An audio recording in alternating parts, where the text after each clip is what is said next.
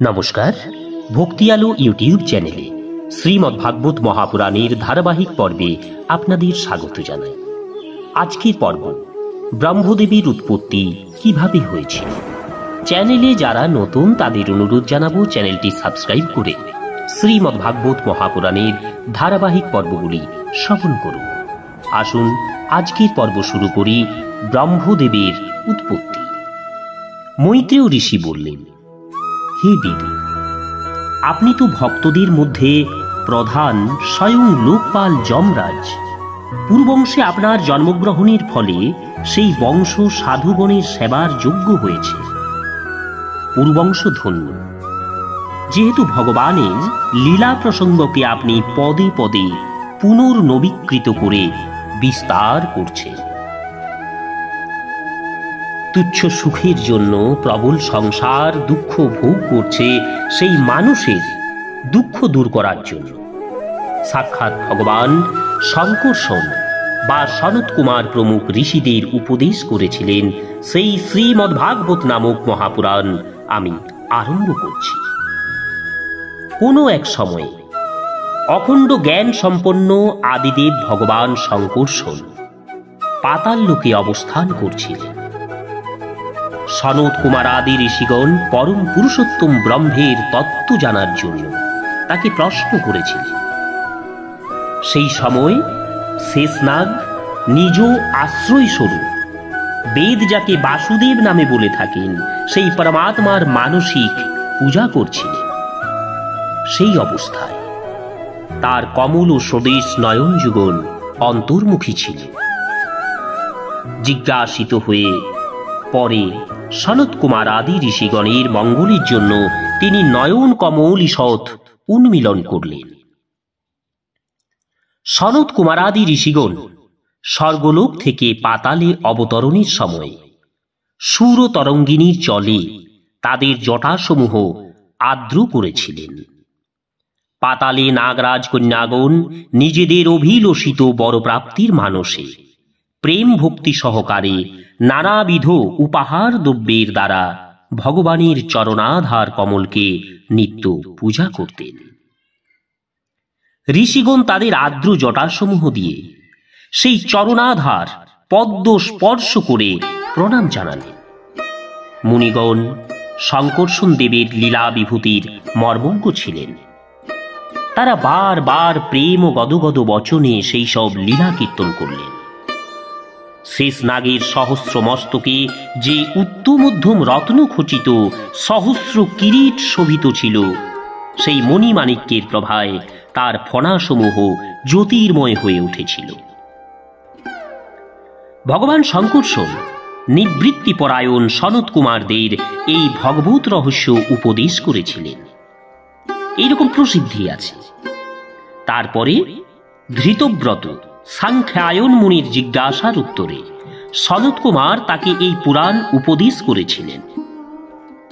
পরমহংস শ্রেষ্ঠ মহামুনি সাংখ্যায়ন ভগবানের বিভূতিসমূহ বর্ণনা করতে অভিলাষী হয়ে তার অনুগত শিষ্য আমাদের গুরু পরাশর মুনিকে এবং সুরগুরু বৃহস্পতিকে এই শাস্ত্র উপদেশ করেছিলেন।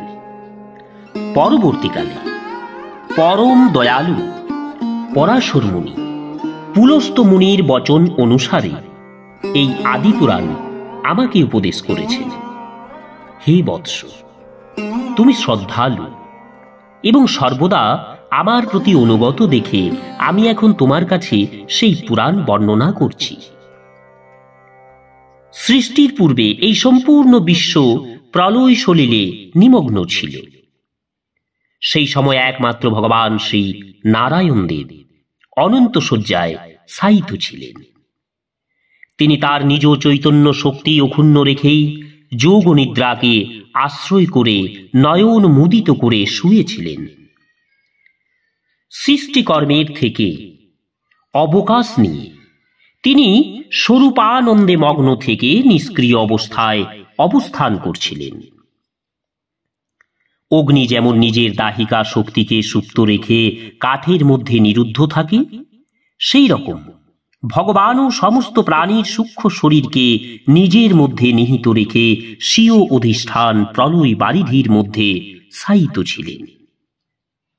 সেই নিহিত সূক্ষ্ম শরীরগুলিকে সৃষ্টি আরম্ভের সময়ে পুনঃপ্রকাশের জন্য শুধুমাত্র কাল শক্তিটিকে বাইরে প্রকট রেখেছিলেন।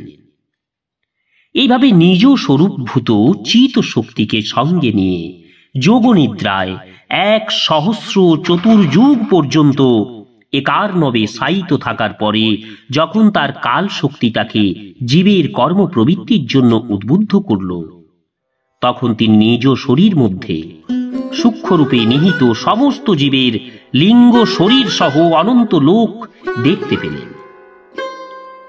ভগবানের দৃষ্টি যখন নিজ শরীরের মধ্যে স্থিত লিঙ্গ শরীরাদি সূক্ষ্ম তত্ত্বের উপর পড়ল, তখন সেই লিঙ্গ শরীরাদি সূক্ষ্ম তত্ত্বসমূহ কাল প্রেরিত রজগুণের মধ্যে ক্ষুভিত হয়ে সৃষ্টি রচনার জন্য কর্মপ্রবৃত্তিতে উন্মুখ হয়ে ভগবানের নাভিদেশ থেকে প্রকাশ পেল। ভগবানের নাভিপদে উদ্ভূত ক্রিয়াশক্তির প্রতিবোধনকারী তথা জীবেরও অদৃষ্ট ফল বিধাতা কালের বশে সেই সব সূক্ষ্ম তত্ত্ব পদ্মকোষের আকারে সহসা ঊর্ধ্ব দিকে উত্থিত হল এবং সূর্যের মতো নিজের দীপ্তিতে সেই বিস্তীর্ণ জলরাশিকে উদ্ভাসিত করে তুলল। সমস্ত গুণের প্রকাশক সেই সর্বলোকময় পদ্মের মধ্যে তার স্রষ্টা ভগবান বিষ্ণু অন্তর্যামী রূপে প্রবিষ্ট হলেন। সেখান থেকে বেদময় ব্রহ্মা উদ্ভূত হলেন।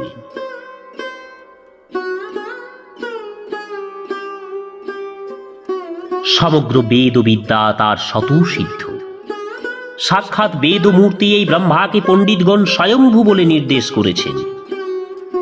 সেই পদ্মকর্ণিকায় অর্থাৎ পদ্মের কোষ মধ্যে অবস্থান করে ব্রহ্মা যখন কোনো কিছু দেখতে পেলেন না, তখন তিনি নিজের জায়গায় বসে বসে দৃষ্টি প্রসারিত করে আকাশে ঘাড় ঘুরিয়ে চারিদিক দেখবার চেষ্টা করলেন। এর ফলে তার ঘাড়ের উপর চারদিকে 4টি মুখ লাভ করলেন। তিনি চতুর্মুখ রূপে প্রকাশিত হলেন। প্রলয়কালীন প্রবল বায়ুর দ্বারা বিঘূর্ণিত তরঙ্গ পরিব্যাপ্ত জলরাশি থেকে ঊর্ধ্বে উত্থিত পদ্মের উপর অবস্থিত থেকে আদিদেব ব্রহ্মা নিজে বা সেই লোকতত্ত্ব স্বরূপ পদ্মের সম্বন্ধে কিছুই জানতে পারলেন না, অর্থাৎ ভগবদনুগ্রহ ব্যতীত তিনি কিছুই জানতে পারলেন না।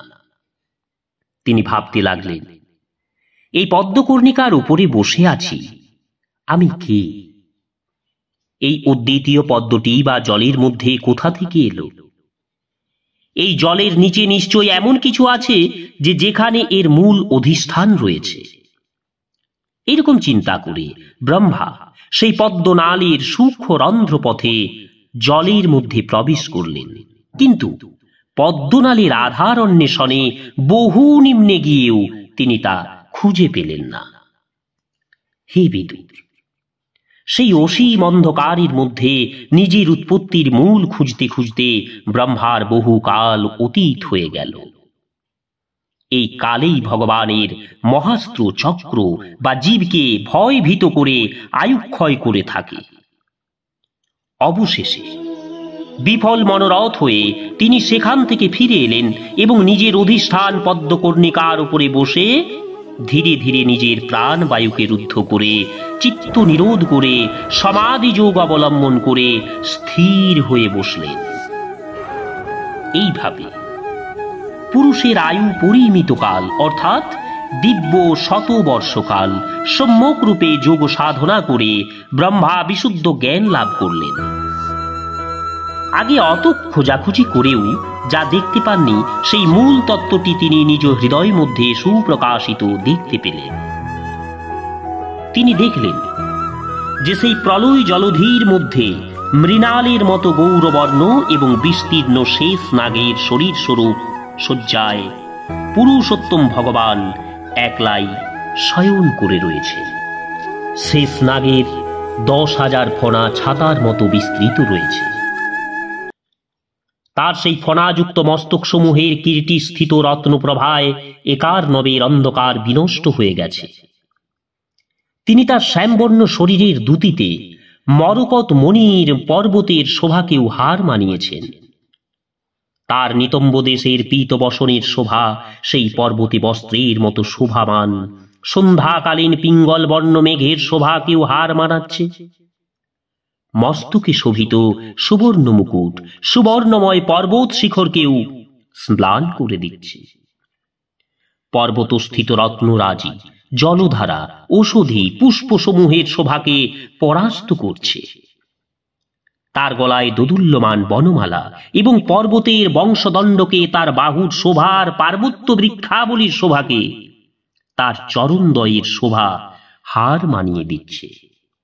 তার সেই শ্রী বিগ্রহ দৈর্ঘ্য ও বিস্তারে অপরিসীম। তার মধ্যে স্বর্গ, তার মধ্যে মর্ত, তার মধ্যে পাতাল, এই তিন ভুবন একত্রিত। তার সেই দেহটি প্রকৃতপক্ষে সকল দিব্য ভূষণ ও বসনের শোভা বিধানকারী হলেও তিনি পীতাম্বর ও কিরীট কুণ্ডলাদি অলঙ্কার ধারণ করেছেন। যে সকল ব্যক্তি স্ব অভিলাষিত ফল প্রাপ্তির জন্য বিশুদ্ধ বেদুক্ত মার্গে অথবা ভিন্ন ভিন্ন পথে তার অর্চনা করে, তাদের প্রতি কৃপা করে সেই পুরুষ তার সর্ববাঞ্ছা পূরণকারী নখ চন্দ্র প্রভায় সমুদ্ভাসিত অঙ্গুলিরূপ পত্রযুক্ত স্বীয় চরণ কমল কিঞ্চিত উত্তোলন পূর্বক তাদের দৃষ্টিপথে স্থাপন করছিলেন। সুন্দর নাসিকা, অনুগ্রহবর্ষী ভ্রুযুগল, অত্যুজ্জ্বল কুণ্ডলদয়ে অলঙ্কৃত কর্ণযুগল, পিল্ল ফলের মতো রক্তাভ অধর প্রভায় এবং লোকার্তিহারী মৃদু হাস্যচ্ছটা মণ্ডিত মুখমণ্ডলের দ্বারা তিনি তার উপাসকদের যে সম্মান বা প্রত্যাভিবাদন করছিলেন, হে বৎস বিদুর, তার নিতম্ব দেশ কদম্ব কুসুমের কেশর তুল্য পীত বসন ও সুবর্ণময়ী মেঘলায় সুশোভিত এবং শ্রীবৎস চিহ্নিত বক্ষস্থল অমূল্য হার প্রভৃতির দ্বারা সুন্দর রূপে অলঙ্কৃত ছিল। তিনি এক অব্যক্ত মূল চন্দন বৃক্ষের সঙ্গে তুলনীয় ছিলেন। মহামূল্য কেউরাদি ভূষণে এবং উত্তমোত্তম মণিরত্নে ভূষিত তার ভুজসমূহে সেই বৃক্ষের সহস্র শাখা স্বরূপ আর চন্দন বৃক্ষকে যেমন বড় বড় সর্পগণ পরিবেষ্টন করে রাখে, তেমনি এই পুরুষের স্কন্ধটিও অনন্ত নাগের সহস্র ফণায় বেষ্টিত। সেই নাগরাজ অনন্তের বন্ধু শ্রী নারায়ণকে মনে হচ্ছিল যেন জলবেষ্টিত কোনো মহাপর্বত। পর্বতের উপর যেমন অনেক জীব বাস করে থাকে, সেই রকমই তিনিও সমগ্র চরাচরের আশ্রয়। শেষনাগের ফণায় যে সহস্র মুকুট আছে, সেগুলি যেন সেই পর্বতের সুবর্ণমণ্ডিত শিখর, আর বক্ষস্থলের কৌস্তুভমণি যেন সেই পর্বতের দেহ মধ্যে উদ্ভাসিত রত্নাদিময় স্থান। প্রভুর কণ্ঠদেশে বেদরূপ ভ্রমরের গুঞ্জনে মুখরিত নিজ কীর্তিময়ী বনমালা বিলম্বিত তিনি সূর্য, চন্দ্র, বায়ু, অগ্নি প্রভৃতি দেবতাদের দুর্গেয় এবং ত্রিভুবনে অপ্রতিহত গতি উজ্জ্বল দীপ্তিযুক্ত চতুর্দিকে পরিক্রমণকারী সুদর্শনাদি অস্ত্রের দ্বারা তিনি দুরাসদ।